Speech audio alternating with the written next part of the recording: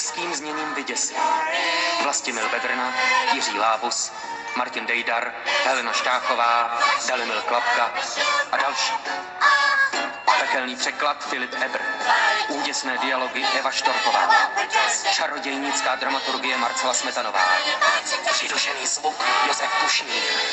Krabavá střihavá spolupráce Jana Dobijáčová. Čarokrásná asistentka režie Hana Somolová. Ukrutná výroba Miloš Novák. Hrůzyplná režie Zdeněk Štěpán.